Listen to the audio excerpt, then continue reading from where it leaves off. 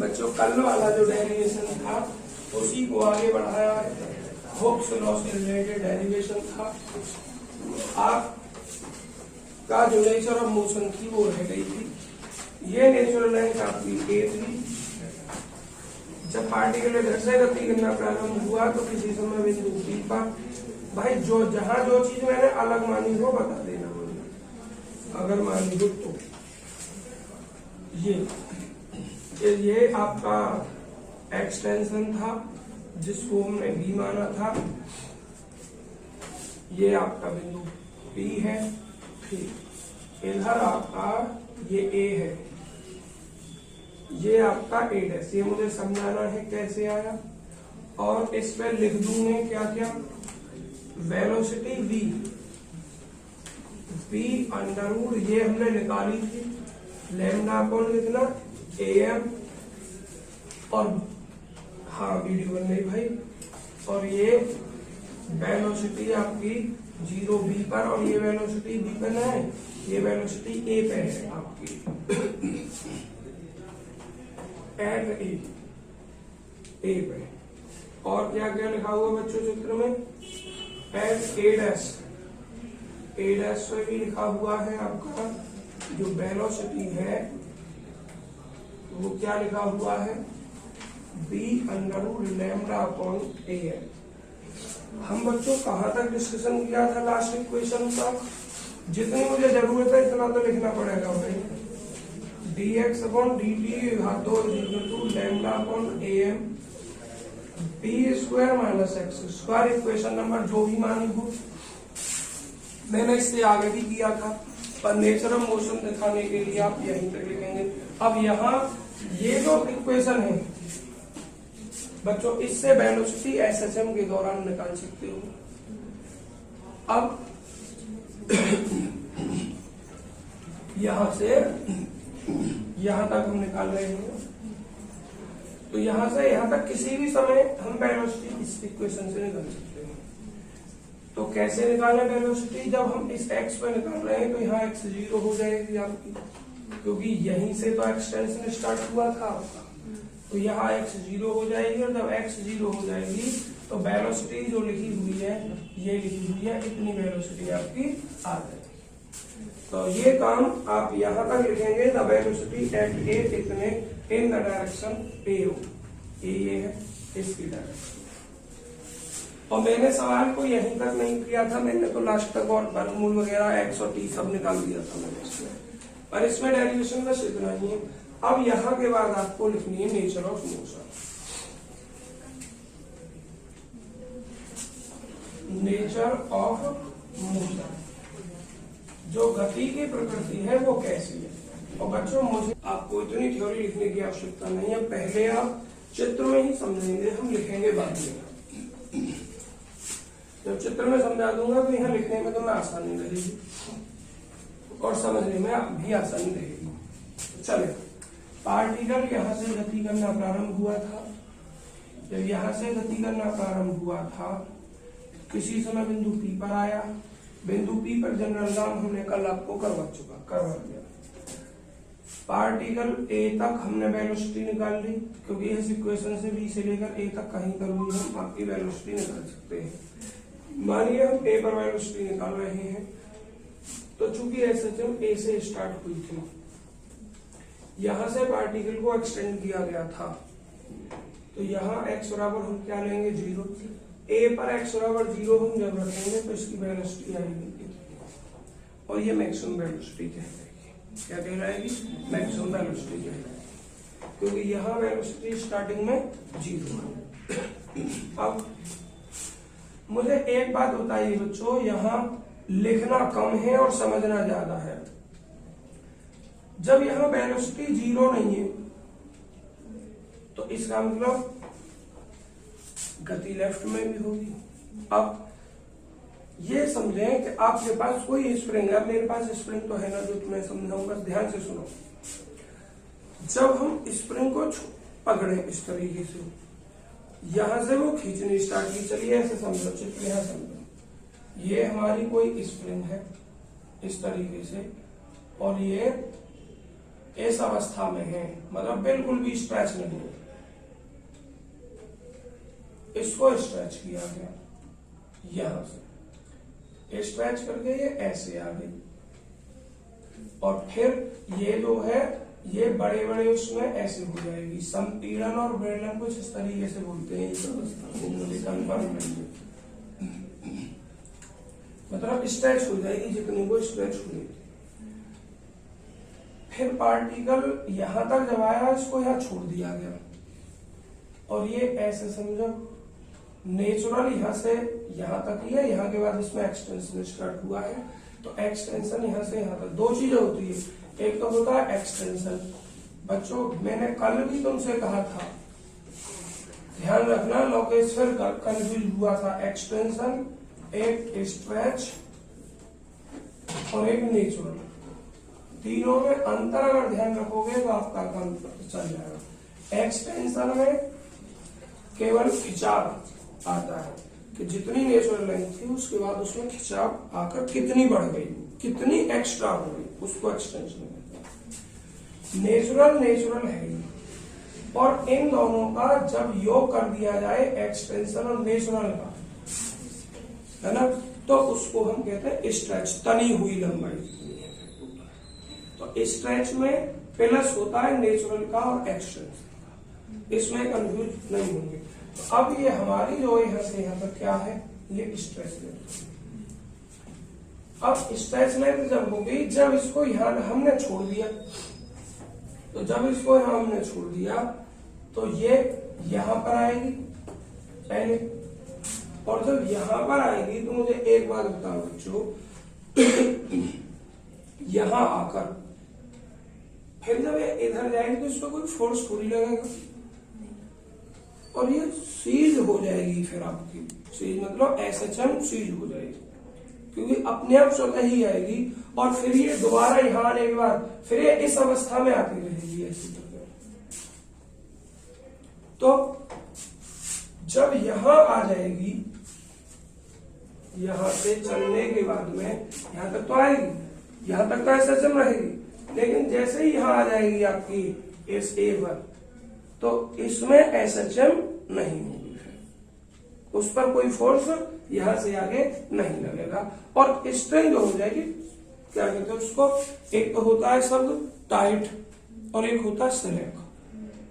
तो मतलब यहां तो स्ट्रेंथ थी टाइट, मतलब खिंची हुई थी, और यहां आ गई तो वो टाइट बन खत्म हो गया उसका। अब जब यहां से यहां तक फिर दोबारा आएगी वो SHM को खत्म करते हुए, तो ये बिंदु A है और ये बिंदु क्या है, O है आपका।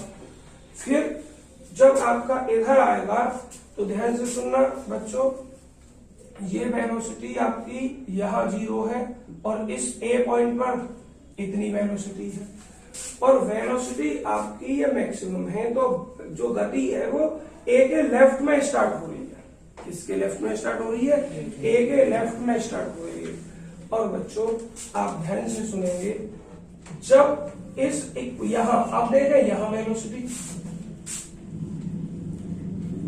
यहां क्या 0 हो जाएगी वेलोसिटी, और यहां आने के बाद जब फिर वो इधर जाएगा दोबारा से, तो कंपन करके पीछे की तरफ जाएगा, तो जैसे जैसे यहां से इधर स्टार्ट होगा उसमें फिर से एक्सटेंशन आना शुरू हो जाएगा, और जब इधर जाने के बाद एक्सटेंशन आना शुरू होगा तो फिर से मोशन अपनी ऐसी ही जैसी यहां से यहां तक थी, और उसी एक्सटेंशन।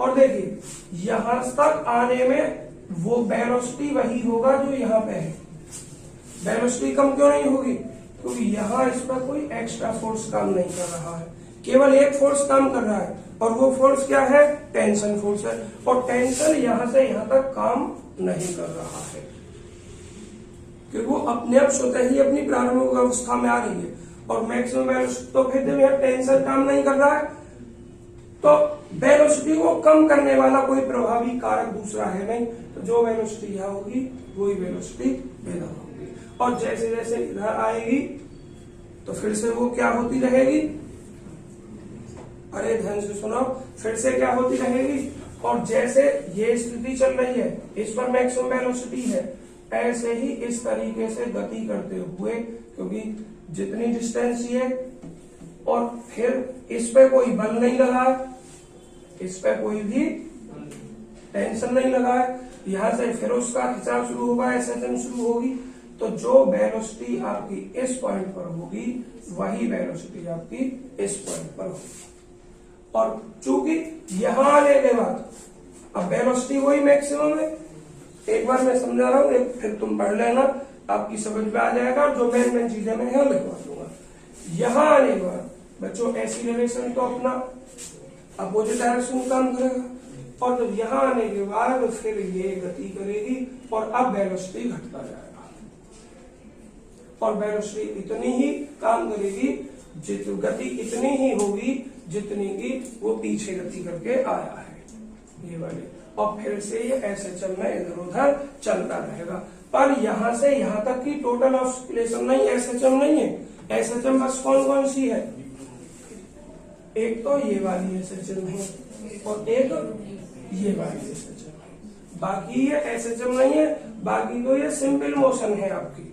इस मोशन के दौरान कोई एक्सीलरेशन फोर्स टेंशन वगैरह काम नहीं किया गया है, समझ में आया। तो ये तो यहां से यहां तक की तो सिंपल मोशन है, यहां से यहां तक और यहां से यहां तक एसएचएम की मोशन है। तो एक पूरा चक्कर करने में यहां से यहां तक ऑसिलेशन तो है भाई, समझ में आ गया। यहां से यहां तक जब रिपीट होगी बार बार तो ऑसिलेशन तो है। तो एक ऑसिलेशन का जो टाइम निकालेंगे हम, वो कैसे निकालेंगे, इतना टाइम प्लस इतना टाइम प्लस यहां से यहां तक का टाइम और फिर इसका डबल, क्योंकि वापस जाने में भी तो उतना ही समय लगेगा।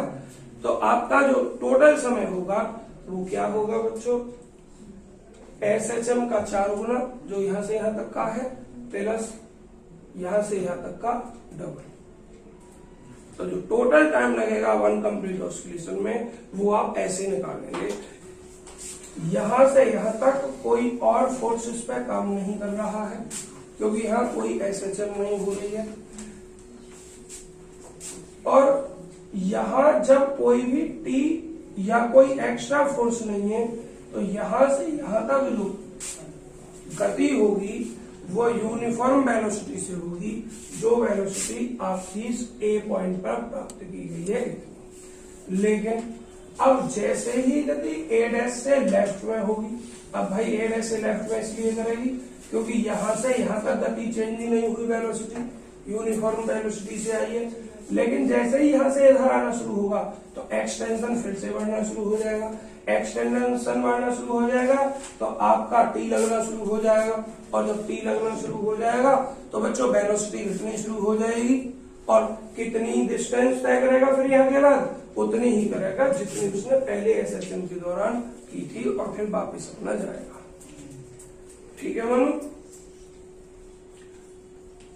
अब सुनो एक मिनट, ये भी सुनो, अगर ये दिमाग मारी हो कि फोर्स क्यों 0 होगा यहाँ पे, यहाँ फोर्स काम क्यों नहीं करेगा, क्योंकि यहाँ के दौरान स्ट्रिंग पर कोई तनाव बल नहीं है, स्ट्रेस नहीं है। ये तो पहले अपनी उसी स्थिति में आ रही है जैसे यहाँ से गति हुई, यहाँ वेलोसिटी है, फिर वो छोड़ दिया। तो जब तुम देखते हो एक साथ जब हम किसी स्प्रिंग को छोड़े तो ये पॉइंट हमने फिक्स कर रखा है, तो यहाँ जो वो लगता है, ध्यान होगा, एक साथ झटका सा लगता है।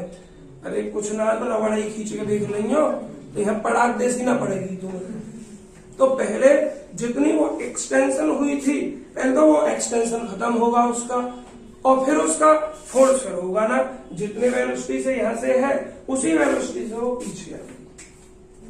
समझ में आया।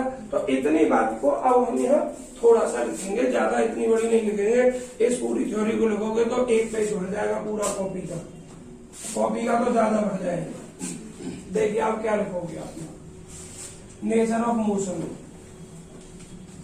देखिए आवाज बच्चों, व्हेन पार्टिकल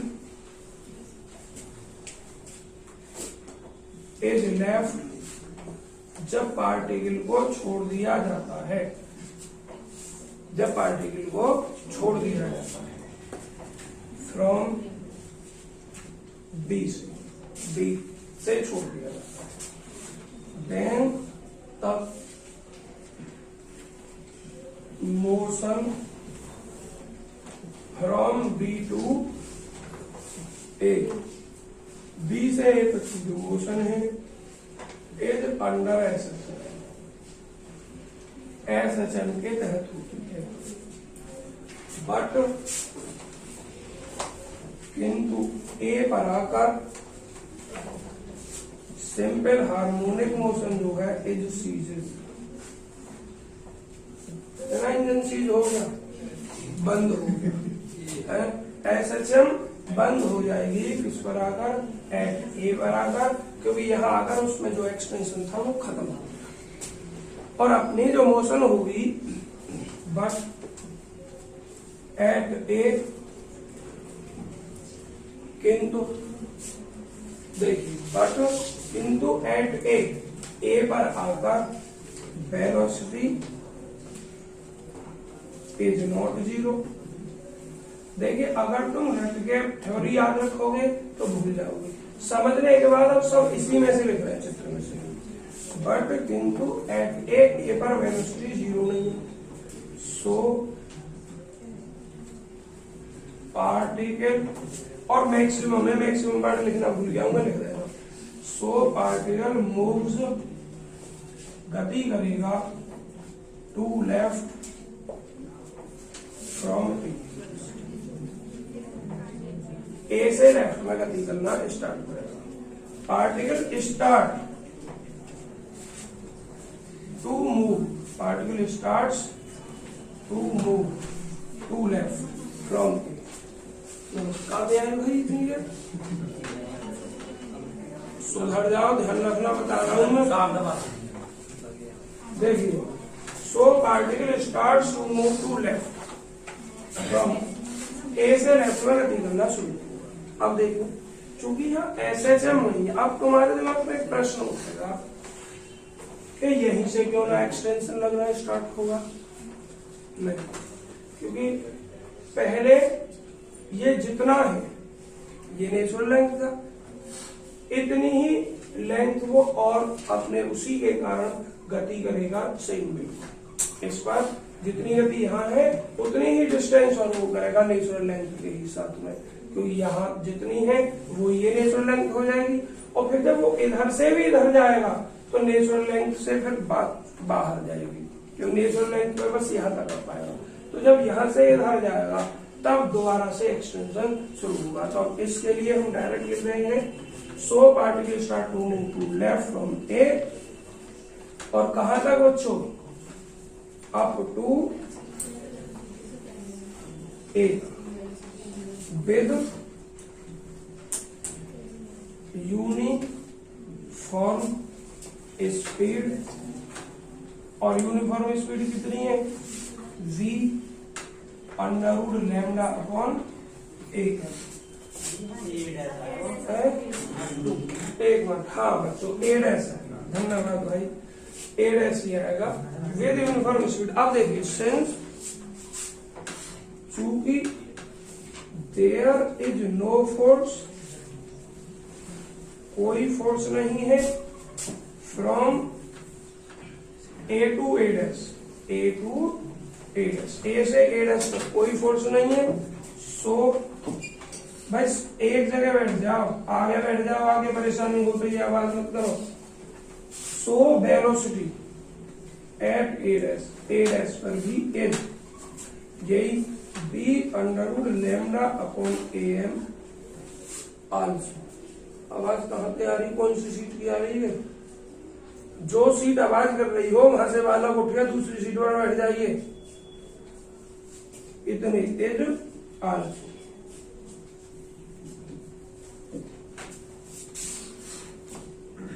यहां भी वेलोसिटी इतनी ही होगी। अब देखिए नाव, अब बच्चों मुझे एक बात, यहाँ वेलोसिटी जीरो है ना, तो गति इधर स्टार्ट करनी शुरू होगी और नेचुरल लेंथ यहीं तक है, तो अब जब नेचुरल से बात बाहर जाएगी तो एक्सटेंशन होना प्रारंभ हो जाएगा दोबारा से। Again now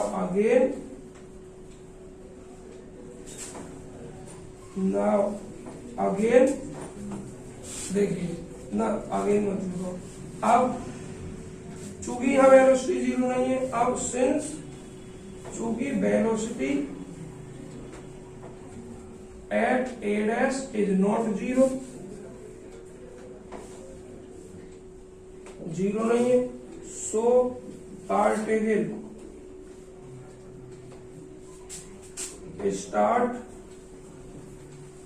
starts to move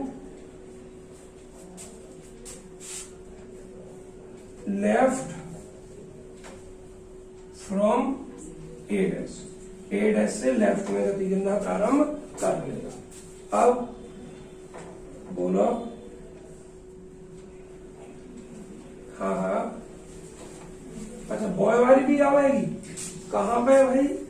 एक मिनट, हाँ बिल्कुल बिल्कुल, बॉय वाली भी आएगी। देखो यहाँ बॉय वाली लिख रही है, गलती से बैन वाली भी लिख रही है। धन्यवाद भाई तुषार,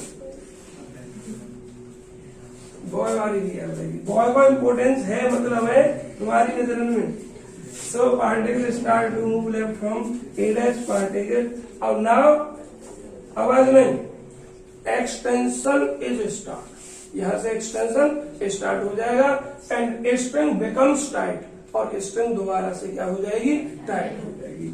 नाउ अब extension will be start and, बच्चों देखना, जब इधर गति होगी तो एक स्थिति ऐसी आएगी कि वो बिल्कुल एक्सटेंशन की अवस्था में आ जाएगी, जैसे कि बी पर थी उतनी ही दूरी पर। तो देखिए, now extension will be start and string will be tight. दो शब्द, एक तो टाइट और एक सिलेक्ट, समझ में आएगा? सिलेक्ट जब वो उस पर कोई फोर्स नहीं लग रहा है, अपनी नेचुरल यूनिफॉर्म वेलोसिटी से गति कर रही है, तो string will be tight, string tight हो जाएगी आपकी। और कहां पर जाकर, कहां लिखूं बच्चों? ये उतारना नहीं है तुम्हें, तो बस यहां से उतारना है। तो मैं क्या लिख रहा हूं यहां? टाइट किस पर हो जाएगी? एट बी, बी पर हो जाएगी। ठीक है, तो फिर वो अवगति इधर करेगा, यहाँ पे जाने के बाद वही ऐसे चलती कंडीशन बनेगी। अब देखना बच्चों, जब यहां छोड़ दिया जाएगा तो फिर गति बिल्कुल ऐसे ही यहां तक हो जाएगी। When string is left at B, then particle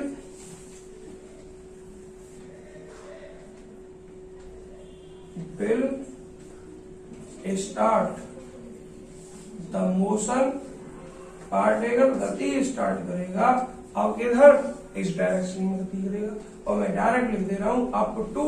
बच्चों ये गलती हो गई और तुम में से कोई ध्यान नहीं, 12 यहाँ भी और यहाँ भी, यहाँ भी ऐसे तो सारा ही ध्यान आवेगी, कहीं और ध्यान ना आवे। एक मिनट, इधर तो नहीं है कहीं? At B dash, when string left at B dash, then particle will start. समझते हो गई स्टैटिक्स क्लास खत्म? कहाँ से आए भाई? काम हमको सुनाओ, वीडियो चल रही है, अच्छा लगे बालक ज्यादा बैठे रहे तो। अब मन लगन लगो पढ़ाने में, इतनी देर से पढ़ाए 10-20 बार करने। देखिए, मोशन अप टू, आवाज बंद करो, मोशन अप टू कहां तक? बी तक गति करेगा। चलो ठीक है, नहीं लिख रहा हूं, बस इतना ही लिख दिया, जितना होता है नहीं लिखूंगा। अब बच्चों वो एक बार काम, पीछे ही बैठने जरूरी है, सीट खाली न करें। चलिए, अब हमें टाइम निकालना है। क्या निकालना है? टाइम निकालना है। Now total time, one complete oscillation, एक ऑस्किलेशन बी से बी डैश पे आने में, फिर बी डैश से बी पे जाने में। तो नाउ अब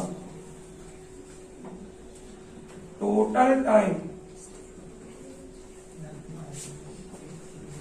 of one complete oscillation, one या टोटल पीरियोडिक टाइम लिख दो ना, total periodic time, periodic time.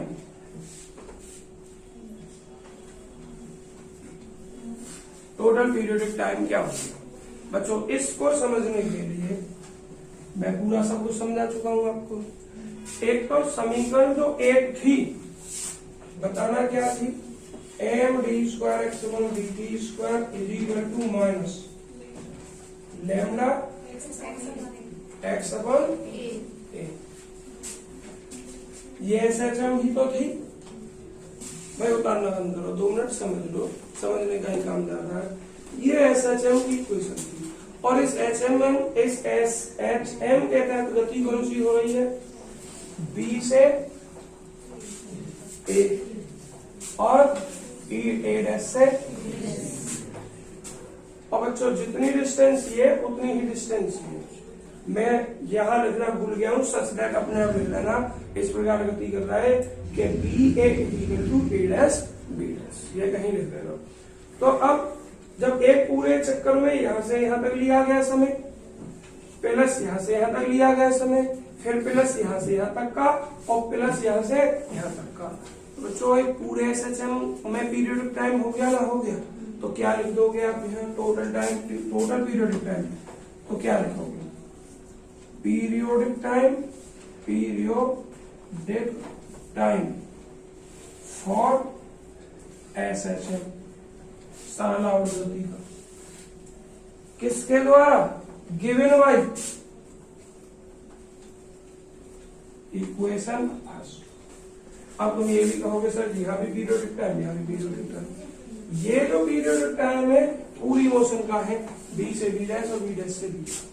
और इसमें 2 तरीके की मोशन हो रही है, एक एसएचएम मोशन हो रही है और एक सिंपल मोशन हो रही है, बिल्कुल यूनिफॉर्म स्पीड वी से। प्लस अब ध्यान से देखो, ये जितनी दूरी है इतनी ही दूरी ये है।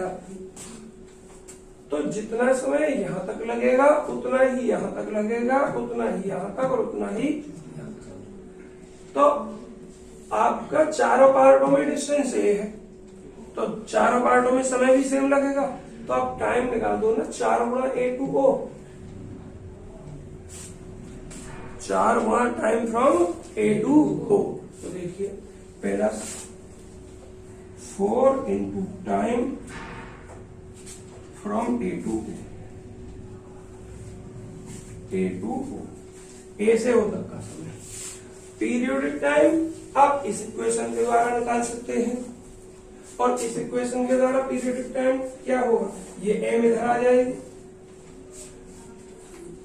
2 pi upon under root mu के फॉर्मूला में, और म्यू निकालने के लिए तुलना करते हैं, और तुलना किससे करते हैं? Minus mu x right hand में। तो माइनस एक्स म्यू क्या हो गया बच्चों? Lambda upon A. तो 2 पाई बटे under root lambda upon A. तो इसको आप लिख सकते हैं 2 pi into under root A M upon lambda. देखो क्या लिखा हुआ है एसएचएम के लिए, यही लिखा हुआ 2 pi into root A M upon lambda. तो क्या लिखूंगा मैं? 2 pi upon under root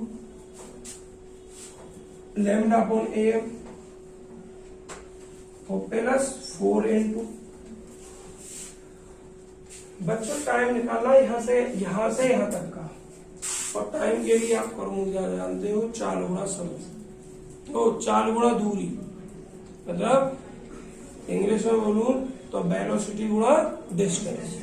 velocity uniform मेरी ए पॉइंट पर ये रही, सब कुछ थ्योरी में लिखा हुआ है, और ये दूरी यहां से यहां तक कितनी है? ए है। या 4 से गुणा वगैरह मत करो, तुम्हारे पास टोटल डिस्टेंस कितनी होगी यहां से यहां तक में? 4 ही, और वेलोसिटी कितनी होगी? समझ में आ गया? तो अब क्या लिखने वाले हैं? अब ए से ओ तक डिस्टेंस है बच्चों आपकी ए, और जो वेलोसिटी है आपकी बॉय वाली की, और लैम्डा अपॉन ए। उम्मीद करूंगा बच्चों अब इसको तो कॉमन वगैरह लेकर जो भी आप अपने आप कर सकते हैं, सॉल्व करना रह गया बस। वेलोसिटी का है, एक मिनट, फॉर्मूले मैंने गलत कर दिया। हाँ हाँ हाँ, मतलब दूरी बटे चाल होता है जो, हाँ बिल्कुल, मैं ध्यान नहीं किया, गलती से नहीं किया। दूरी बटे चाल होता है आपका समय, और जो दूरी होती है वो चाल गुणा समय होता है। ये 9वीं क्लास में 8वीं में फिजिक्स में बस फॉर्मूला पढ़ाया जाता था। पहला फिजिक्स का एक ही विज्ञान हो गया, अब भी एक ही है। यहां गलत लिख दिया बच्चों ने, 4 से गुणा और कितना बच्चों, दूरी बटे चाल, और दूरी कितनी है हमारी a, और चाल मतलब वेलोसिटी कितनी है p इंटू √λ/a। अब बच्चों इसको सरल कर लेना अपने 2 लाइन में। उम्मीद करता हूँ सब कुछ डिटेल में समझाया, आपकी समझ में भी आ गया होगा। और पहले और दूसरे एक्सरसाइज सवाल करने हैं और एग्जाम्पल दोनों करने हैं। और जो एक्सरसाइज के 2 सवाल है उसमें जो एग्जाम्पल पहला और दूसरा बस थोड़े थोड़े चेंज करके मान रखना है बस आपको। तो मैं एग्जाम्पल करा रहा हूँ, देखिए। ए लाइट इलास्टिक स्ट्रिंग, एक हल्की इलास्टिक मतलब प्रत्यास्थ स्ट्रिंग है, मतलब जिसमें प्रत्यास्था गुणांक तो है लेकिन हल्का है। हुज मॉडुलस ऑफ इलास्टिसिटी, जिसका प्रत्यास्थता गुणांक लैम्डा है। एज स्ट्रेस्ड, बच्चों बात मत करना, एज स्ट्रेस्ड, स्ट्रेच की जाती है टू डबल इट्स लेंथ, मतलब जो उसकी लंबाई है उसके दोगुनी उसको स्ट्रेच किया जाता है। अब बच्चों आप एक बार दिमाग लगाए और सोचे कि अगर उसकी नेचुरल लेंथ L है तो उसको 2 गुना तक स्ट्रेच किया जाता है, स्ट्रेच लेंथ 2L हो जाएगी। तो स्ट्रेच लेंथ 2L हो गई, नेचुरल लेंथ L हो गई, तो एक्सटेंशन कितना हो जाएगा उसका, 2L - L हो जाएगा। चलिए, एंड और it's tied, end is tied, और इसको बांध दिया जाता है टू फिक्स्ड पॉइंट्स, मतलब इसको बांध दिया जाता है 2 फिक्स्ड पॉइंटों से, मतलब जो स्ट्रिंग बीच में रखी है उसको दोनों तरफ से खींचा गया है, तो दोनों एंड पॉइंटों को बांध दिया गया है। और जिन 2 पॉइंटों से बांधा गया है उनकी दूरी कितनी है, 2a अपार्ट, मतलब वो दोनों पॉइंट एक दूसरे से 2a दूरी पर है। तो A particle of mass m tied, एक m द्रव्यमान का मास जो है वो बांध दिया जाता है टू इट्स मिडिल, इसके मध्य बिंदु पर। इज डिस्प्लेस्ड, और फिर उसको विस्थापित किया जाता है in the line of the string, string की लाइन में। थ्रो ए डिस्टेंस, एक दूरी से होगा बच्चों, किस दूरी से होगा, इक्वल टू हाफ, जो आधी है, इक्वल टू हाफ आधी है इट्स डिस्टेंस, इसकी दूरी की, फ्रॉम द फिक्स्ड पॉइंट से, एंड रिलीज, और फिर उसको रिलीज कर दिया जाता है। चित्र से ही सब कुछ कहानी समझ में आएगी। और पहले इसको पढ़िए कि क्या है, क्योंकि चित्र भी जब भी बना सकते जब ये समझ में आएगा। फाइंड द टाइम, आपको टाइम ज्ञात करना है ऑफ ए कंप्लीट ऑस्किलेशन, पूरा जो ऑस्किलेशन होता है उसका टाइम ज्ञात करना है। एंड द मैक्सिमम वेलोसिटी, और मैक्सिमम वेलोसिटी फाइंड करनी है acquired in the subsequent motion, और आपको वेलोसिटी ज्ञात करनी है सबसीक्वेंट मोशन। तो जरा आपको दिखाई दे रहा है, समझाने के सवाल है, टाइम ज्यादा नहीं, टाइम ज्यादा लगेगा बस समझाने में, बड़ा नहीं लगेगा। तो देखना जरा आपको क्या दिया है मेरे सवाल में, इसको एक बार पढ़ लेते हैं पहले। माना एक इलास्टिक स्ट्रिंग है जिसकी नेचुरल लेंथ क्या है, a है, और उसको स्ट्रेच किया गया है बिटवीन 2 फिक्स्ड पॉइंट, 2 फिक्स्ड पॉइंटों से, a और b से। 2 फिक्स्ड पॉइंट a और b चित्र में दिखाई दे रहे हैं, जिनकी दूरी कितनी है, 2a है। o being the middle point, o उसका मिडिल पॉइंट है ऑफ ए बी। तो बी है वो हम रख रहे हैं कि ओ ए इज इक्वल टू आपका ए है, और ओ बी आपका क्या है, ए है, मतलब नेचुरल लेंथ है of the portions O A and O B. दोनों में नेचुरल लेंथ कितनी है, a/2, बताऊंगा क्यों। A particle of mass m, द्रव्यमान का एक पार्टिकल है, उसको अटैच कर दिया है इसके मध्य बिंदु से to the middle point O, और उसको डिस्प्लेस किया गया बच्चों स्ट्रिंग की दिशा में, अर्थात B up to A point C, बीच के किसी पॉइंट सी। वेयर जहां OC is equal to a/2 दिया है सवाल में, इन देन लेट, वो तब छोड़ दिया गया है। तो let P be the position, P आपकी पोजीशन है of the particle after any time T, किसी समय टी के पश्चात। बच्चों जरा ध्यान से समझेंगे अपने आप सब। अब सबको समझ में आएगा, चित्र से थ्योरी लिखी जाएगी बात। एग्जाम्पल नंबर 1 है इम्पोर्टेंट है 19। अच्छा इसमें वैसे ही चल रहा है, एग्जाम्पल एक्सरसाइज वाली एक्सरसाइज नहीं है बच्चों। 19 है, पेज नंबर अपने आप देख लें क्या है। ऐसा बस इस सवाल को समझाऊंगा पूरा, और जो दूसरा एग्जाम्पल है उस दूसरे एग्जाम्पल में बस चित्र बनाकर और समझाकर छोड़ दूंगा। लो सचिन दे देंगे।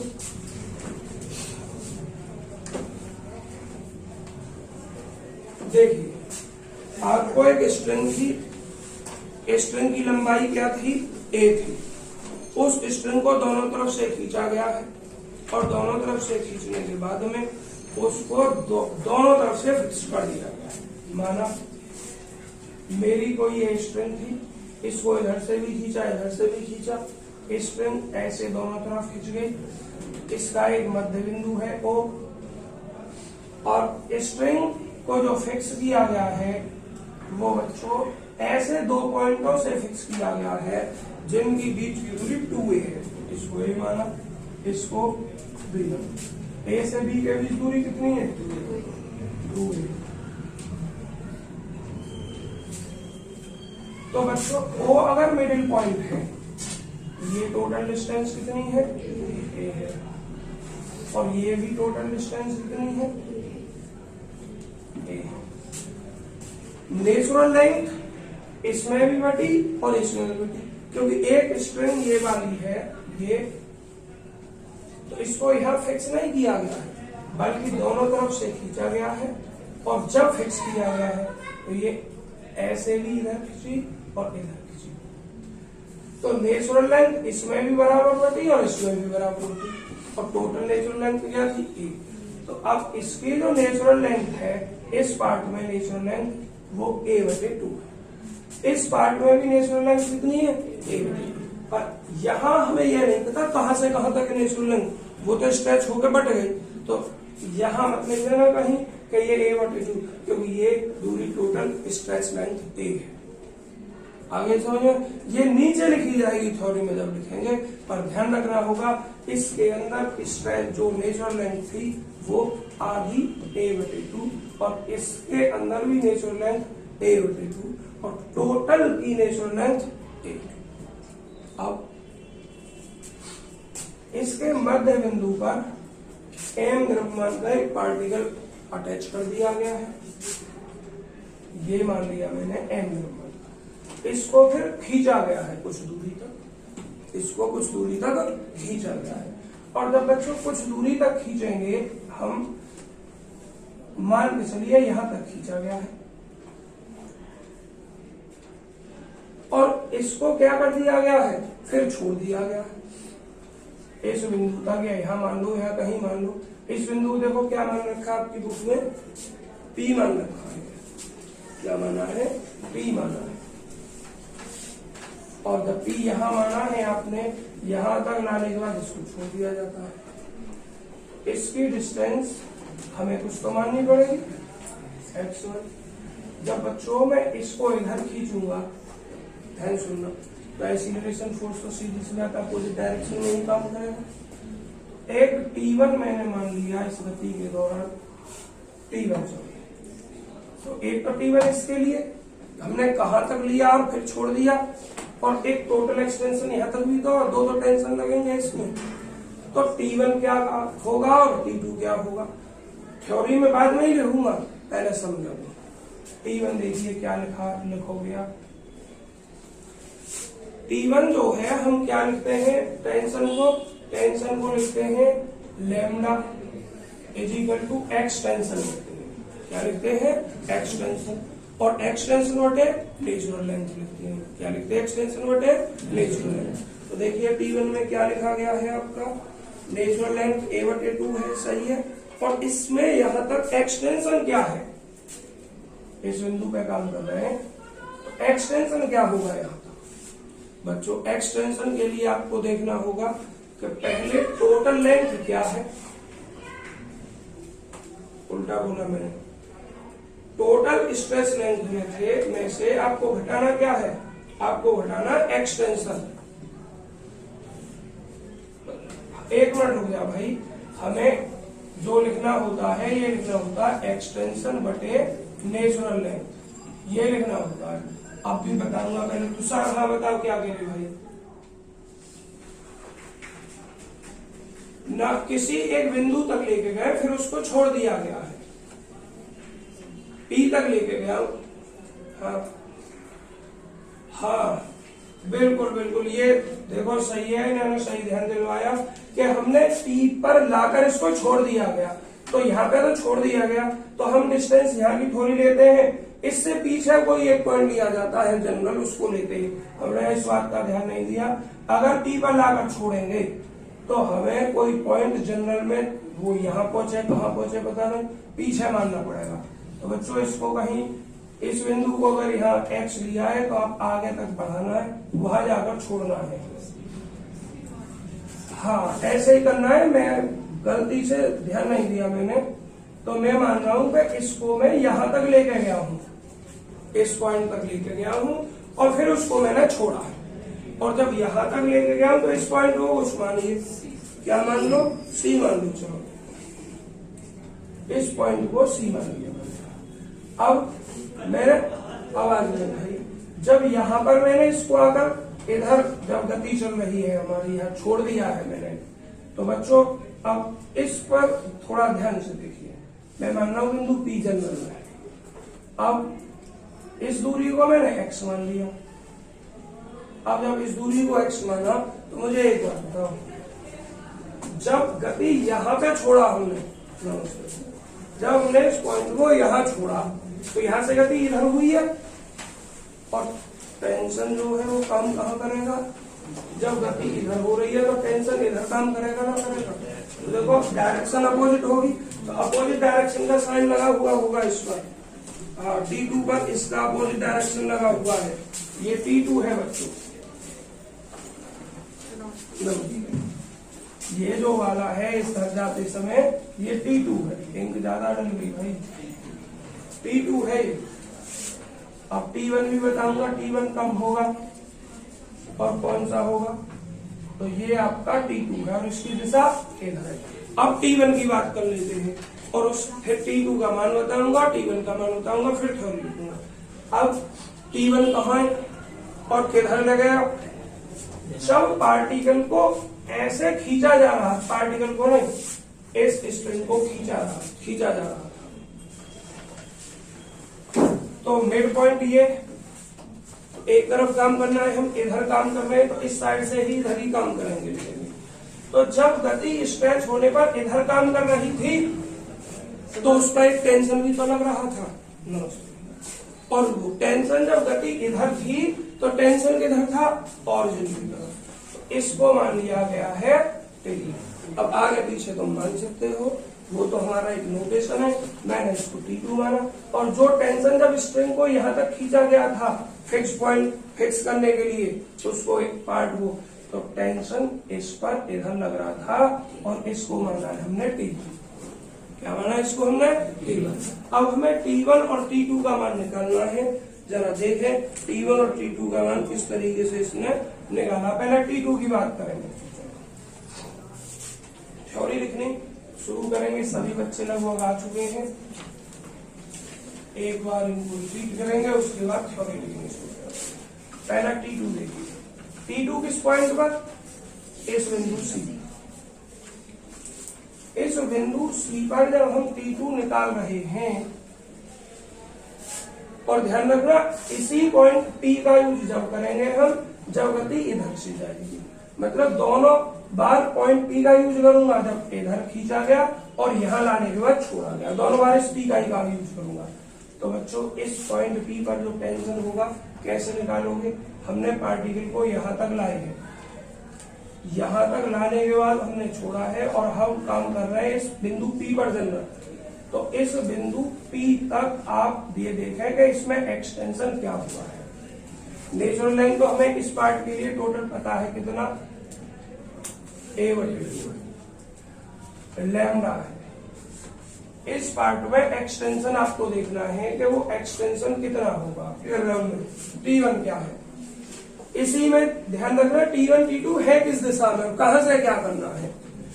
पहले ये T1 है क्या बच्चों, आपकी स्ट्रिंग ऐसे थी, ये थी स्ट्रिंग, इस स्ट्रिंग को स्ट्रेच किया गया था और स्ट्रेच करने के बाद दोनों तरफ उसको फिक्स कर दिया गया था। ए इधर मान रखा है मैंने, बी इधर मान रखा है, तो ये मध्य बिंदु क्या था आपका मिड पॉइंट, इस पर क्या था पार्टिकल एम डाल दिया। तो जब ये इधर खिंचा था तो एक साथ तो यहाँ आ नहीं गया होगा, मैंने मान लिया वो कभी इस बिंदु P पर आया था और इस बिंदु P की मिड पॉइंट से दूरी क्या है, x है। और जब पार्टिकल इधर गति कर रहा था तो इस पर एक टेंशन था जो अपोजिट डायरेक्शन में काम कर रहा था और वो था T1, अपोजिट डायरेक्शन में काम कर रहा था। तो इस T1 को समझना है पहले। तो आपका मिड पॉइंट यहाँ है, यहां तक तो हमें सब कुछ पता है। स्ट्रेच लेंथ क्या है, a, और यहां से ये P तक कितना और स्ट्रेच हुआ, x डिस्टेंस और x स्ट्रेच हुआ। तो टोटल यहां से यहां तक का एक्सटेंशन क्या हुआ, a प्लस x हो गया। और जो T1 निकालते हैं वो होता है T1 equal to lambda into extension, और एक्सटेंशन क्या होता है, टोटल स्ट्रेच लेंथ में से नेचुरल लेंथ घटा देते हैं और इसको स्ट्रेच दिया गया इधर। तो इसमें जो नेचुरल लेंथ थी बच्चों वो क्या है, a है। जो बाद में आए तो मैं सवाल बताऊंगा क्या है, बस इतना ही समझो यहां तक। हाँ, a/2 इसकी जो नेचुरल लेंथ है यहाँ से यहाँ तक की a/2। ये a क्या लिखा हुआ है, जो पहले से पढ़ रहे हैं उन्हें पता है। तो क्या नेचुरल लेंथ मैंने इसकी हटा दी, a/2, और बटे में क्या, a/2। T1 समझ में आ गया होगा। अब T2 समझो। T2 कौन सा है, किधर लग रहा है, किस मोशन के दौरान था। T2 जब था जब पार्टिकल को O से किसी बिंदु C तक खींचा गया था और उसके बाद उसे छोड़ दिया गया था। और जब छोड़ दिया गया था तो बैक साइड में माना वो जनरल किसी बिंदु P पर आ गया। P पर आ जाए, दूरी कितनी है, x है। तो अब हमें देखना है कि इसका एक्सटेंशन क्या होगा, एक्सटेंशन क्या होगा। तो ये दूरी कितनी है, यहां से यहां तक, अरे a भी नहीं, दूरी a माइनस x है। मतलब इस एक्सटेंशन इस दूरी पे यही तो काम कर रहा है, किधर, इधर काम कर रहा है। जब आपकी गति इधर थी तो टेंशन, एक मिनट, गति इधर है इसकी, तो टेंशन इस साइड में काम कर रहा है, पीवी की साइड में। तो B से P तक की जो दूरी है वो कितनी है बच्चों, ये है a माइनस एक्स। तो यहां से यहां तक a है और ये दूरी x है, तो a माइनस एक्स हो गया। और घटाना क्या है हमें, नेचुरल लेंथ, और नेचुरल लेंथ क्या है इसकी, a/2, और बटे नेचुरल लेंथ a/2, और ये काम करता है आपका लैम्डा। तो क्या हो जाएगा ये, T2 equal to lambda into a minus x a/2 बटे a/2। अब देखिए ध्यान से, पहले एक बार जो सब बच्चे आए हैं उनके लिए सवाल में बता दूं क्या है, फिर एक बार लिखना शुरू करूंगा। आप सवाल में कोई प्रॉब्लम नहीं, सवाल है अब ये समझो ऐसे चलेगा। देखिए सभी बच्चे ध्यान से सुने, मैं किताब से नहीं पढ़ रहा हूँ, अपने आप पढ़ना, बस मैं ओरली सवाल बताए दे रहा हूँ। ओरली सवाल क्या है, कोई एक आपकी स्ट्रिंग थी, उसकी ना कुछ लंबाई वगैरह कुछ नहीं बताई आपको, बस ये कह दिया है कि कोई स्ट्रिंग थी, उस स्ट्रिंग को खींचा गया और खींचकर दो, माना यहाँ स्ट्रिंग है आपके बीच में, और इसको खींचकर दो बिंदुओं से फिक्स ऐसे कर दिया गया है कि जिनकी दूरी 2 ही है, और स्ट्रिंग को खींचा। अब देखो तो टोटल 2a लंबाई हो जाएगी स्ट्रेच लेंथ, और उसको खींचा उतना है डबल लंबाई तक, जो उसकी नेचुरल लेंथ थी उसकी डबल लंबाई तक खींचा गया है।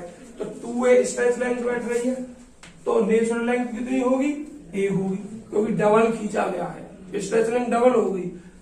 तो जो नेचुरल लेंथ होगी उसकी a होगी इसकी। अब वो हमें ये नहीं कहा कि नेचुरल लेंथ कहां से कहां तक थी, दोनों तरफ से खींचा गया है। इसके मध्य बिंदु से, इसी को मान ले रहा हूं टोटल ये खींच गया, एक क्या हो गया आपका a हो गया और एक b हो गया। इसके मध्य बिंदु से एक पार्टिकल m मान लिया गया, कनेक्ट कर दिया गया। अब मुझे ये बताओ मध्य बिंदु से कनेक्ट किया, टोटल ये 2a है, तो ये a रह जाएगा और ये भी a रह जाएगा। जो नेचुरल लेंथ दोनों में बटी है, इस पार्ट की नेचुरल लेंथ a/2 हो जाएगी और इस पार्ट की भी नेचुरल लेंथ कितनी हो जाएगी, a/2 हो जाएगी। तो दोनों पार्टों में नेचुरल लेंथ a ना हो जाएगी। सर क्लास किसने चल रही है? क्लास होगा भी एक जुड़ा तुरंत। अच्छा हटा दो। तो ऐसा होगा, ये बच्चे दोबारा कनेक्ट हो रहे होंगे कटने के बाद में, क्योंकि वीडियो की बता दी उससे जो समझे जैसे भी है तुम पढ़ो, पर काम पढ़ने का है। ये बच्चे अपने उसको देख रहे होंगे कि हो सकता है एक बार लिंक काटने के बाद दोबारा सही हो जाता है, कभी उसको देख रहे हैं, जुड़ जाएंगे थोड़ी बहुत देर में, ठीक है, नहीं तो वीडियो देख लेंगे। क्या कर सकते हैं बताओ। एयरटेल का जियो से खराब ही चलता, अच्छा नहीं चलता है। भैया तुम्हारे साइड में अच्छा चलता होगा, यहाँ बेकार चलता है। मेरे यहाँ 150 रुपए का नेट बेकार हो गया एयरटेल का, आवाज नहीं। दुर्गेश बात बंद करके देखिए, सवाल को पूरा करें। तो यहाँ से यहाँ तक नेचुरल लेंथ a/2, यहाँ से यहाँ तक में भी ये टोटल लंबाई न कह रहा मैं, इस पार्ट के अंदर नेचुरल लेंथ a/2 कह रहा हूं। तो अब इसके बाद में बाकी T1 T2 का तो मैं चक्कर मैंने समझा ही दिया है। अब इसको मिटाना है और मिटाने के बाद थोड़ी बहुत थ्योरी लिखनी। लेट देखिए स्ट्रेच लेंथ, या लिखो let natural length of string. बच्चों स्ट्रिंग की जो नेचुरल लेंथ है वो a है, पर ये नहीं पता कहां से कहां तक की है, वो बटी हुई है इसमें। आफ्टर स्ट्रेचिंग स्ट्रेच करने के बाद इसको स्ट्रिंग को स्ट्रेच करने के बाद में स्ट्रेच लेंथ कितनी हो गई, स्ट्रेच लेंथ बच्चों 2a हो गई। And string fixed 2 points, fixed 2 points. बच्चों आवाज बंद कर लेना, सवाल कोई छोटे नहीं है, बड़े सवाल है, समझाने में टाइम लगता है और मेहनत करनी पड़ती है समझाने में। गुस्सा हो गई तो उठा के भगा दूंगा, गुस्सा आ गई मुझे तो। 2 पॉइंट्स A एंड B। और बच्चों गिवन क्या है, जब स्ट्रिंग को इन दोनों फिक्स पॉइंट पर किया गया है, डबल लंबाई तक खींचा गया था 2a तक, तो 2a ही तो ये AB है, AB बराबर 2। अब देखिए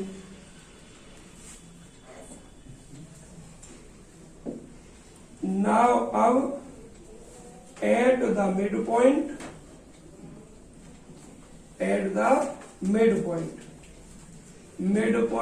ऊपर ए पार्टिकल ऑफ मास m, अपने चित्र से लिख रहे हो बच्चों, ऑफ मास m द्रव्यमान का इज अटैच किया गया है एंड डिस्प्लेस्ड और डिस्प्लेस किया गया है up to any point C तक एंड देन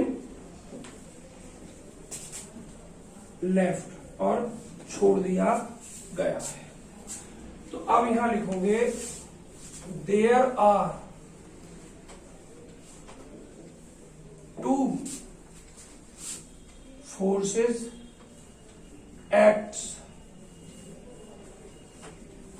एट स्ट्रिंग पे 2 फोर्स काम कर रहे हैं। एक फोर्स कौन सा बच्चों, आवाज नहीं भाई बोलो। एक फोर्स है आपका T1। अब T1 कौन सा फोर्स है, during the motion OB। T1 ऐसा लिखे, during the motion OB। and acted towards BU। मतलब उस समय जब गति O से B की तरफ थी, लेकिन जो फोर्स है, टेंशन है, वो कार्य किधर कर रहा था, BU की तरफ। ये T1 पे निशान लगा हुआ है।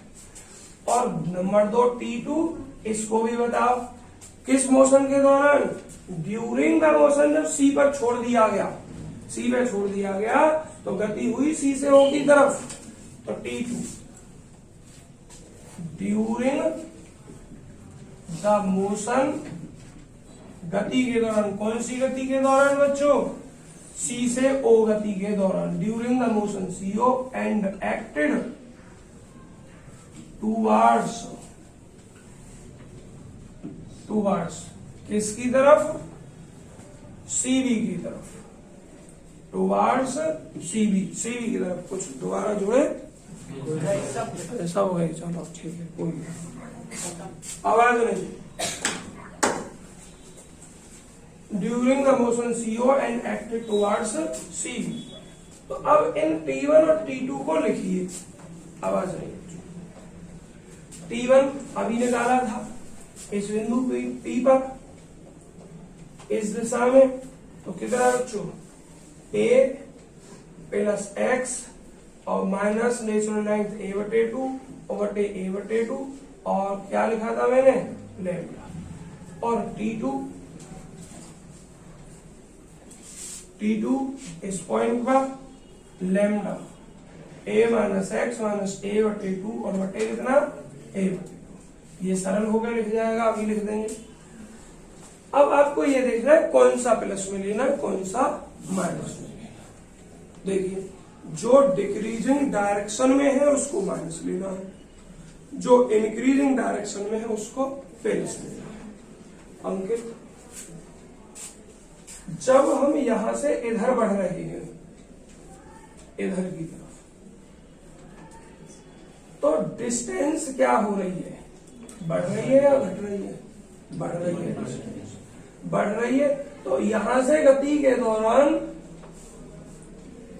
OB की तरफ जब गति हो रही थी, तो उस दौरान टेंशन था T1 जो है इंक्रीजिंग डायरेक्शन में है, इसलिए हम T1 को प्लस यूज करेंगे।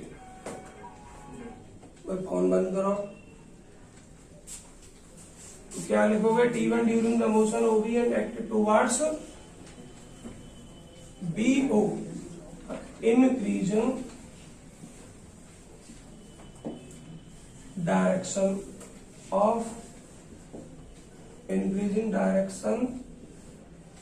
of distance।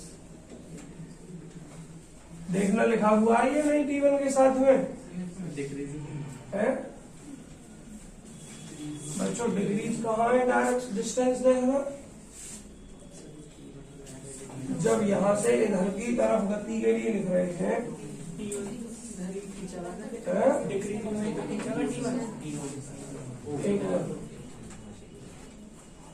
एक बार हाँ भाई, T1 तो क्या नाम है, डिक्रीजिंग डायरेक्शन में लगा हुआ है। हाँ, वैसे जो लाइन लिखी है ड्यूरिंग द मोशन OB, ये अपना कुछ सही नाम है सर। बताओ क्या, कि वो OB में भी काम करेगा और मतलब PC और PO दोनों में काम करेगा ना, तो उससे कोई प्रॉब्लम नहीं है। बस ये दिखानी है कि किस दिशा में काम कर रहा है, वो तो थोड़ा बहुत दोनों में इम्पैक्ट करेगा ही, दोनों। आवाज नहीं भाई,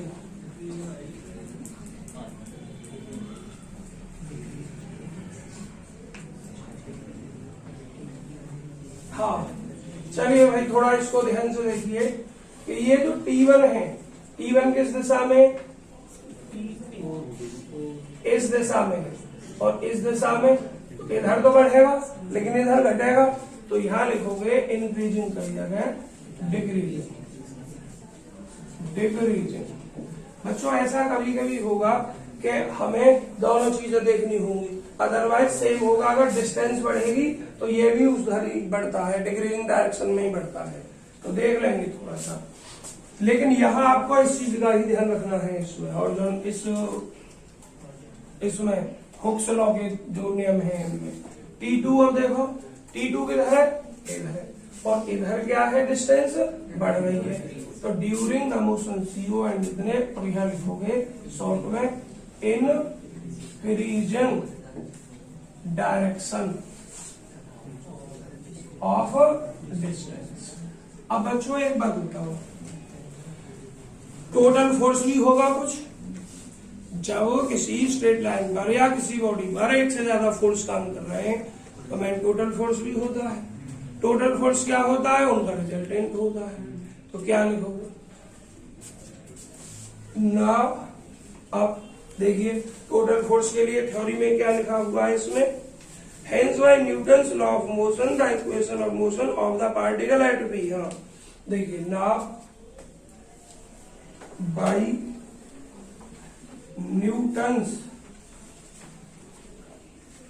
इक्वेशन ऑफ मोशन, या ना बाई इक्वेशन ऑफ मोशन, गति की समीकरण से एट पी, पी पर। देखो ये भी पी पर ही काम कर रहा है, पी पर, और T2 भी पी पर काम कर रहा है, एक इस दिशा में एक इस दिशा में, तो दोनों का रिजल्टेंट हम निकालेंगे। तो why equation of motion at B d2x/dt² general force है, लेकिन पार्टिकल का मास क्या था, m था। अब T1 + T2, लेकिन T2 कैसा, T2 नहीं, T2 तो प्लस में इंक्रीजिंग डायरेक्शन में, और T1 कैसा, माइनस में। तो क्या लिख दोगे आप, T2 माइनस का T1। अब T2 और T1 तुम्हारे पास मान है, md²x/dt² T2 वैल्यू क्या है जरा देखना, T2 वैल्यू है ये लैम्डा a - x - a/2 और बटे क्या, a बटे, और माइनस T1 क्या है, लैम्डा होना रहा किसी का, देखना बच्चे का तो ना, किसी पढ़ने वाले का है, लड़कियों का ही है किसी का, देखियो किसका, पूछना, पढ़ने वाली लड़की हो कोई तो क्या कह रही है, उठा लो। और बच्चों कितना है, a/2। अब सरल करना शुरू कर दीजिए अपना, लैम्डा कॉमन ले लीजिए, इसको सरल करके लेंगे, इसको अब तो सरलतम रूप में लिखना है। आवाज नहीं, md²x/dt² देखिए लैम्डा सब में से कॉमन लिया मैंने, इसमें से भी इसमें से भी, इसमें से कॉमन लेकर मैंने लिख दिया a/2 माइनस का x, और देखो a/2 इसके साथ भी और इसके साथ भी आएगा, तो घटा रहा हूं माइनस का x, और a से a/2 घटाऊंगा तो a/2 प्लस का, तो ये भी माइनस है, चलो नहीं बाहर ले लो, ये तो कैलकुलेशन है भाई, कैसे देखिए लैम्डा बटे a/2 मैंने कॉमन ले ली, तो अब और ज्यादा किया तो मैंने 2a/2 लैम्डा बटे नहीं, 2a ऊपर ही है, 2 लैम्डा बटे, धन्यवाद भाई अपने विचार व्यक्त करने के लिए, a/2 माइनस x, और जरा फिर देखो x प्लस का है माइनस का हो जाएगा, और a/2 प्लस का माइनस हो जाएगा, a/2 से a/2 कट जाएगा, तो क्या हो जाएगा -2x, देखो 2x और 2 ये -4 लैम्डा बटे ax, -4 लैम्डा बटे ax, md²x/dt², और बच्चों d²x/dt² m इधर कौन जाएगा, am × x। इक्वेशन नंबर मानिए कुछ अब तक तुमने नहीं मानी, एक मानी। इक्वेशन एक क्या दिखा रही है कि जो गति हो रही है वो ऐसे चल रही है। इक्वेशन फर्स्ट शोज दैट, बात नहीं बच्चों, इक्वेशन फर्स्ट दिखाती है, क्या दिखाती है, मार बताओ, एक तो ये रहा,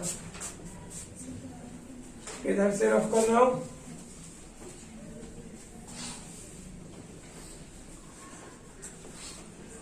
इक्वेशन फर्स्ट शोज दैट कि मोशन जो है इज यूएसएचएम अंडर एसएचएम सरल आवृत्ति के तहत है।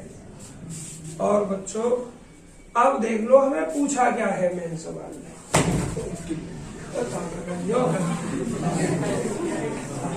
आवाज नहीं, चलिए सवाल में देखो पूछा क्या है। बात नहीं, सवाल में पूछा find the time of a complete oscillation. Complete oscillation का time and the maximum velocity और अधिकतम velocity acquired in the subsequent motion. जो इस प्रकार गति बनेगी उसका मैक्सिमम वेलोसिटी। बच्चों मैक्सिमम वेलोसिटी के लिए तो इसको थोड़ा आगे करना पड़ेगा। पहले हम यहीं तक इससे टाइम पूछे ले रहे हैं, बताई दे रहे हैं आपको। तो टाइम निकालने के लिए इसकी तुलना करोगे इक्वेटिंग, हाँ एक ही बात है, इससे टाइम पूछ लो sir. Equating equation number first 2 किससे बच्चों, d square x upon d t square is equal to minus mu x, इससे इक्वेट कर लो। तो म्यू क्या है जरा देखना, म्यू है 4 लैम्डा बटे एम, 4 लैम्डा बटे एम। अब लिख दोगे time period of complete oscillation, अपने आप लिख देना T is equal to 2 pi upon under root mu, 2 pi upon under root mu की वैल्यू 4 लैम्डा बटे एम। एम ऊपर पहुंचाओ, 2 से कट जाएगा क्योंकि 4 का वर्गमूल 2 ही होता है, तो ये हो जाएगा आपका pi under root A M बटे में बचेगा केवल लैम्डा। देखना इतना ही बचा ना, चेक करो जरा यही है। अब हमें निकालना है velocity, maximum velocity. Maximum velocity निकालने के लिए बच्चों इसको डायरेक्ट लिख दिया है, द एम्पलीट्यूड अर्थात maximum displacement from the centre of this SHM is. Maximum amplitude बच्चों आप जानते हैं जहां तक गति होती है वो मैक्सिमम एम्पलीट्यूड होता है, और मैक्सिमम एम्पलीट्यूड कहाँ है, यहां होगा। और यहाँ एक्स की वैल्यू कितनी है, ए बटे 2 है, यहाँ एक्स की वैल्यू है ए बटे 2, तो ये आपका मैक्सिमम एम्पलीट्यूड हो जाएगा। अरे मैक्सिमम एम्पलीट्यूड यही, मैक्सिमम एम्पलीट्यूड नहीं, एम्पलीट्यूड जो बताया था मैक्सिमम डिस्प्लेसमेंट बताया था तुमको मैंने। और मैक्सिमम डिस्प्लेसमेंट क्या है, यहाँ से यहाँ तक ए बटे 2, तो अपने आप लिख देना। और या फिर 2 dx 1 dt से मल्टीप्लाई करो, इंटीग्रेट करो, रिजल्ट वही आएगा, कोई फायदा नहीं। बच्चों एग्जाम्पल नंबर 20 को बस मैं डिस्कशन करके छोड़ रहा हूँ, चित्र वगैरह जो बने हुए हैं, कैलकुलेशन आप ऐसे स्वयं करिए। और ये आज एक्सरसाइज खत्म हो जाएगी, 2 ही सवाल करने, पहला दूसरा मैं हिंट नहीं दूंगा, अपने आप करके ना होगे, दिमाग लगा हुए हिंट। अगर नहीं दिमाग पे आएगा तब हिंट दूंगा। बस वैल्यू पुट करनी है थोड़ी थोड़ी, किसी सवाल में डेरिवेशन में करनी है, किसी में इन दोनों एग्जाम्पल में करनी है। आवाज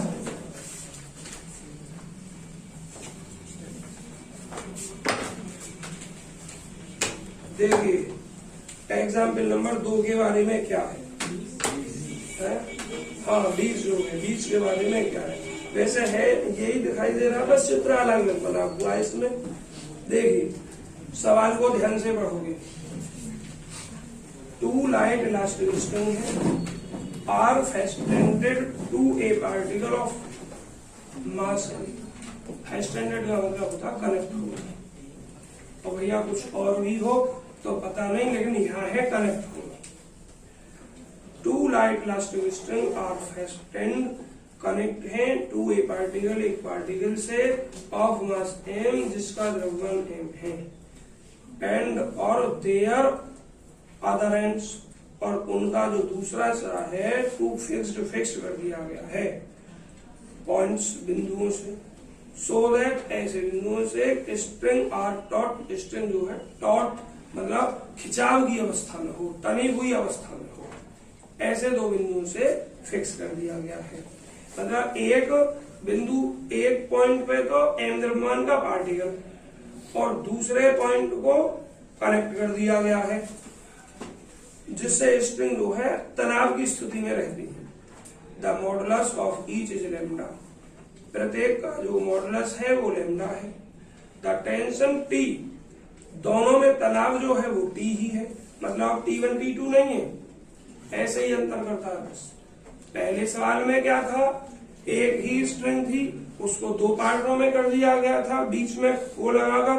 अब के सवाल में क्या कर दिया गया है, अब के सवाल में दो स्ट्रिंग अलग अलग ले ली गई है, दोनों का टेंशन सेम लिया है। पहले में सेम नहीं लेना था हमें, क्योंकि एक ही स्ट्रिंग थी, एक ही पॉइंट पर अपोजिट डायरेक्शन में करना था। और मतलब थोड़ा सा अंतर है, ज्यादा नहीं है, पढ़िए। और पूछा गया है in length A and B, मतलब modulus of each is lambda, tension T और लेंथ जो है वो A और B है, मतलब एक की लंबाई A और एक लंबाई B। या और कुछ मतलब है इस लाइन का, एक बार देखूं, पहले शुरू से पढ़ो। टू लाइट इलास्टिक स्ट्रिंग, दो हल्की इलास्टिक स्ट्रिंग है, वो कनेक्ट है टू ए पार्टिकल, एक पार्टिकल से, ऑफ मास m, द्रव्यमान के पार्टिकल से, एंड देयर अदर एंड, और उनके दूसरे सिरे जो है वो कनेक्ट है एक पॉइंट से, so that string are taut, string जो है टॉट की अवस्था में रहती है।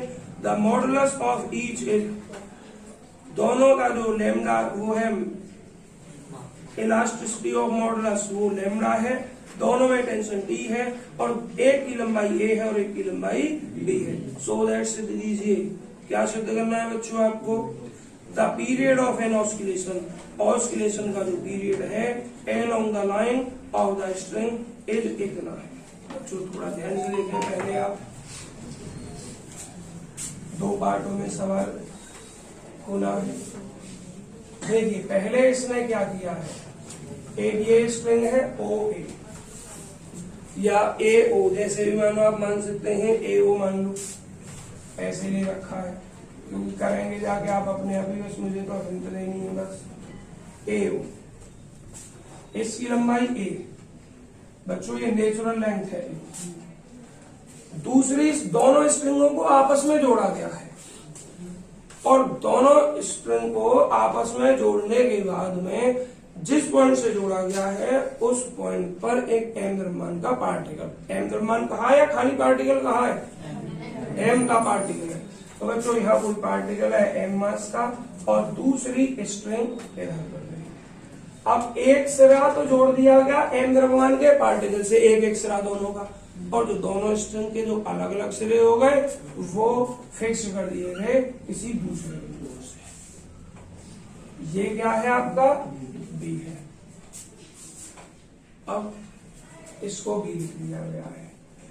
थोड़ा सा एक बार सवाल को इसलिए और पढ़ना है, क्या ये एक नेचुरल लेंथ है या स्ट्रेच लेंथ है, ये और देखना है अभी। लेकिन पहले देखो, ये दो बिंदु ऐसे फिक्स हैं कि स्ट्रिंग टॉट की अवस्था में रहती है, दोनों खिंचाव की अवस्था में रहती है दोनों। और जब खिंचाव की अवस्था में रहती हैं तो एक पार्ट की अगर उसने कहा है तो ये नेचुरल लेंथ नहीं है, क्योंकि यहां से यहां तक नेचुरल लेंथ थोड़ी है, फिर तो ये खिंचाव की अवस्था में हो गई खिंचाव करने के बाद। तो इसको और देख लो जरा, ये लैंग्वेज में क्या बोला है इसने, two light elastic strings are fastened, दो इलास्टिक स्ट्रिंग फेस्टेंड मतलब कनेक्ट कर दी गई है ए पार्टिकल ऑफ मास m, द्रव्यमान के पार्टिकल से, एंड और देयर अदर एंड, उसके दूसरे से फिक्स कर दिए गए हैं किसी और पॉइंट से, जिससे स्ट्रिंग्स, दोनों स्ट्रिंग जो है टॉट की अवस्था में रहती हैं, दोनों का मॉडुलस जो है लैम्डा है, टेंशन दोनों का T है, और दोनों की लेंथ जो है वो A है। तो बच्चों यहाँ ये क्लियर नहीं कहा, थोड़ा अपने आप सोचना पड़ेगा, ना तो ये स्ट्रेच लेंथ कहा ना नेचुरल लेंथ कहा, बल्कि ये कह दिया गया दोनों को फिक्स कर दिया गया है। एक सिरे को द्रव्यमान के पार्ट से, और दूसरा जो दूसरा सिरा है उसको किसी और पॉइंट से, और स्ट्रिंग कैसी रहती है, टॉट रहती है। एक की लंबाई A है, दूसरे की लंबाई B है। तो फिर मेरे हिसाब से ये टोटल लंबाई A कौन सी है, स्ट्रेच वाली है। जो एक ये वाली स्ट्रिंग है उसकी स्ट्रेच लेंथ है A, नेचुरल लेंथ हमें पता नहीं क्या है।